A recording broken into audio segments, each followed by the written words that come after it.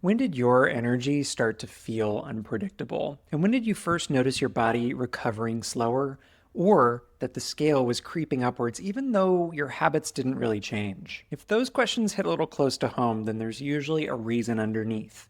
I'm Dr. Kenny, root cause health detective and IFM certified functional medicine practitioner.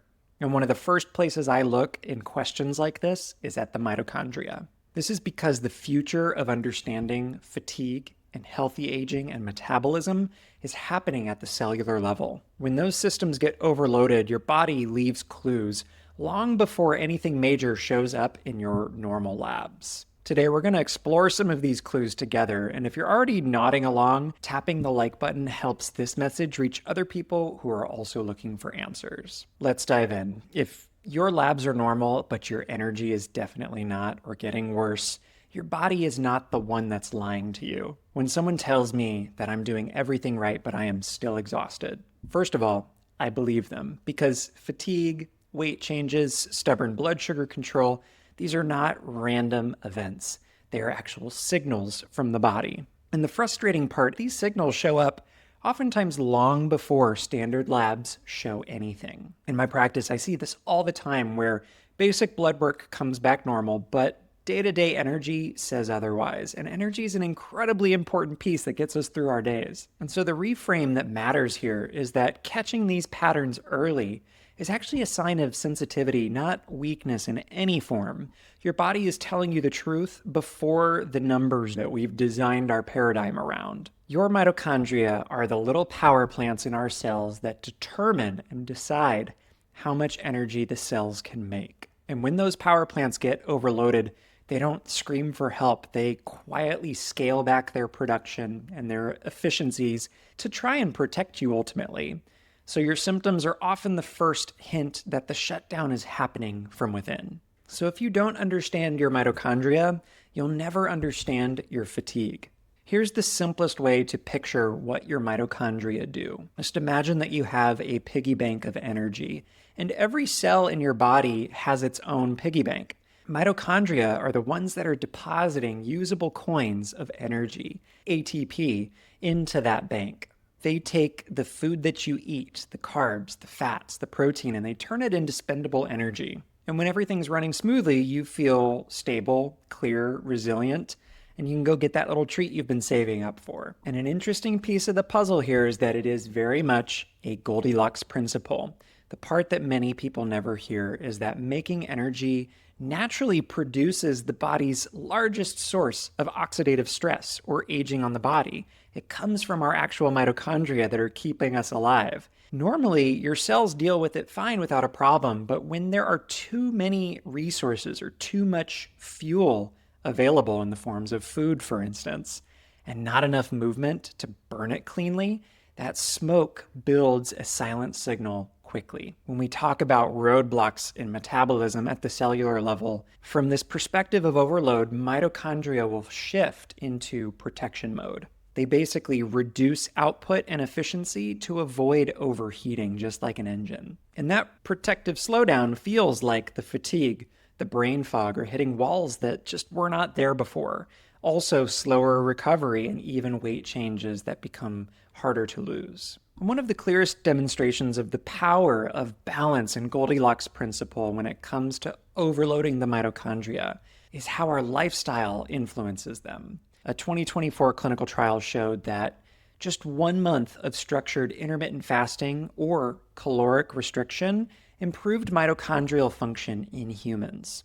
The findings showed that their little cellular engines literally began running more efficiently again with this safety cue. Now, that doesn't mean intermittent fasting is great for everyone at all times, but it can be a very useful tool from this perspective in chemistry. And by the way, if you want to see the research that I referenced in today's video, I've put them all together in a free research summary that you can snag in the pinned comment and the description below. So let's talk about how mitochondria get overwhelmed. It's not the food itself, it's the frequency and the physiology that crashes the chemistry. When fuel is coming in, whether it's in large amounts or too frequently, and your body doesn't have what's called metabolic flexibility, more on that later, to burn it cleanly and to adapt, the traffic builds up.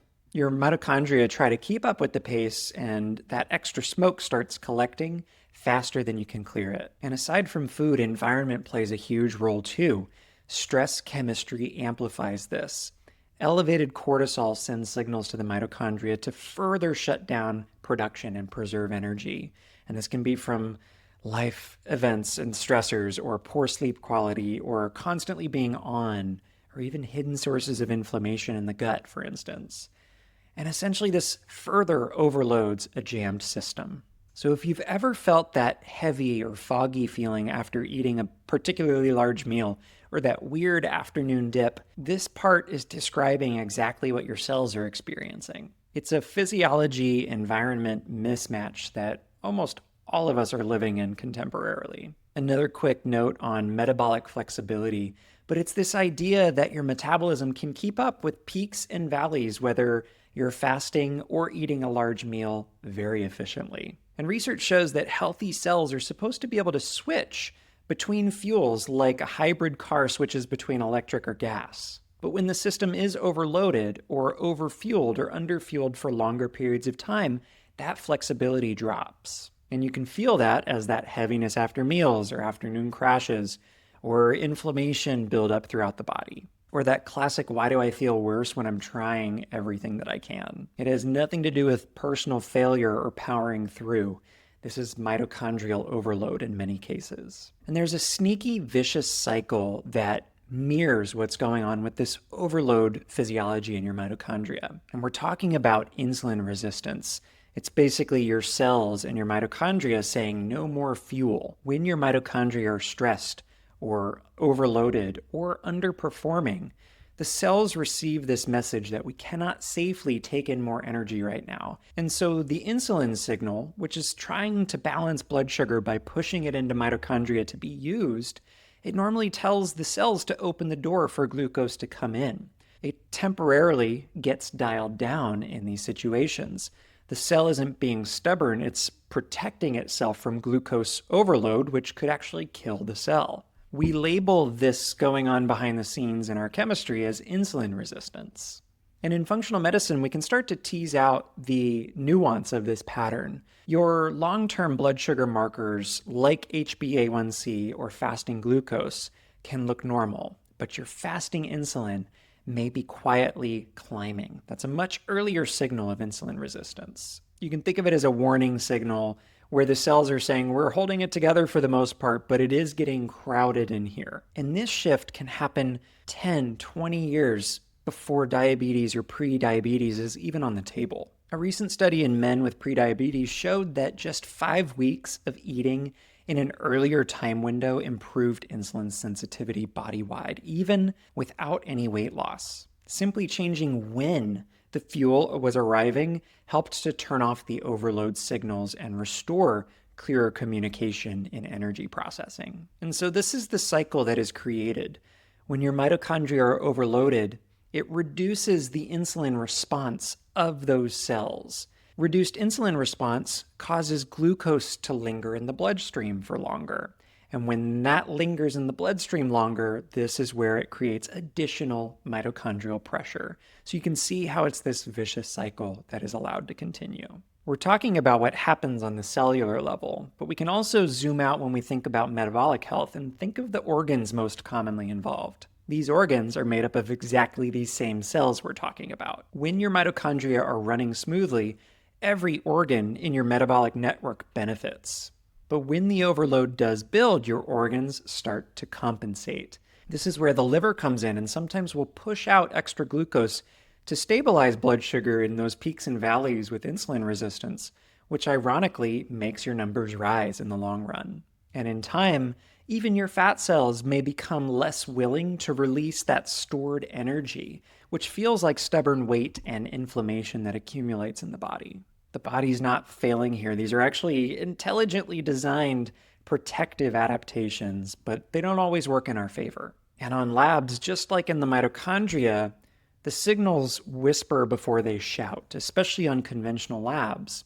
You may see them as elevated lipids or triglycerides in the blood, or elevated liver enzymes that come and go depending on what's going on at any given time. These are systemic signals. A 2025 meta-analysis found this pattern, that fasting protocols often improved glucose, insulin resistance, inflammation markers, and cholesterol patterns across multiple organ systems and populations. Essentially, this is taking the fuel pressure off of the mitochondrial network, and the whole network benefits. This isn't to say just go out and fast, because your body also has to be metabolically flexible enough to handle fasting, and that can be a process that you work up to more slowly. When we see it from this angle, the chaos between organ systems suddenly becomes a bit more predictable and interconnected, which is the functional medicine way. Your body isn't random, it is deeply interconnected, and that goes with our mitochondrial function as well. If you take just one relieving idea away from this section, let it be this one, that your symptoms are not a willpower issue. They are a wiring and a chemistry issue. Your mitochondria were designed for rhythm of movement, varied fuel sources, and also natural pauses in between meals. But today, most of us live in this pattern across constant access to calorie-dense foods that hit the bloodstream like that.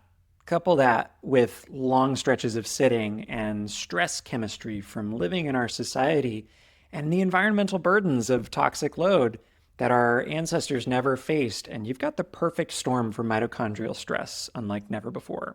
You can start to collect data with wonderful tools out there and technologies like a continuous glucose monitor, where you can show the waves after meals that often show up as peaks and valleys that reflect the way your cells are reacting real time. You can also look at advanced labs that go beyond fasting glucose or even fasting insulin, like an organic acids test, which gives insight into the mitochondrial capacity and roadblocks. And if you're in Texas, California, or Florida and you'd like my eyes on your case or to maybe access some of these advanced labs, feel free to book a Health Mystery Map call where we talk about your case and see if it's a good fit for my work. The link is in the description below. So what can we do about inefficient mitochondria? How do you help them recover? Your cells don't need these hacks or these quick fixes. They need breathing room and safety signals throughout the day. The hopeful part is that our mitochondria are incredibly adaptable when they're given the right inputs. They remodel, they multiply, and they become more efficient with the right signals. One of the strongest signals, aside from eating patterns, is movement. And it doesn't have to be intense. When your muscles are contracting, it opens the fuel channels that don't rely on insulin, easing the traffic jams that happen in our blood sugar chemistry. And the next safety signal is proper rhythm. Giving your cells, your mitochondria, breaks between meals reduces the stress on the system and lets your mitochondria catch up with processing. If you're going to use a tool like fasting, make sure you are metabolically prepared, likely under the guidance of someone who understands the nuance of this kind of chemistry so that you're not adding stress on top of stress. And a third major signal to focus on is food quality. Not perfection here, but lowering the pattern of any highly processed foods that force the mitochondria into this work hard, work fast mode. Starting very simply with whole, colorful foods can bring the antioxidant support that is needed to help clear the smoke that's created during this energy production process. Some of the earliest improvements of mitochondrial function don't always show up on the scale first. They show up in these delicate blood sugar readings or signs that your energy is a bit more consistent and back online day to day. And just remember that your mitochondria are not some fixed problem. They are quite adaptable, and they become the clues, especially when we use objective lab data to guide us. If you've been feeling stuck with energy or weight or brain fog or any of the issues we've described, here's what I want you to know is that your mitochondria haven't just given up and gone away. They are still there and they're trying to protect you. And understanding that deeper why helps you to have a ray of hope in combating any of the stubborn issues you may be dealing with. We talked a lot about fuel overload today and stress on your mitochondria. But there's also another environmental layer that most people don't think to look for, and it can add to that same mitochondrial pressure that we're learning about here. In this next video here, I go over the relationship between mold and mycotoxins and how they throw roadblocks in your mitochondrial chemistry, so check it out. I'm Dr. Kenny, Root Cause Health Detective. Thank you for watching, and I'll see you in the next video.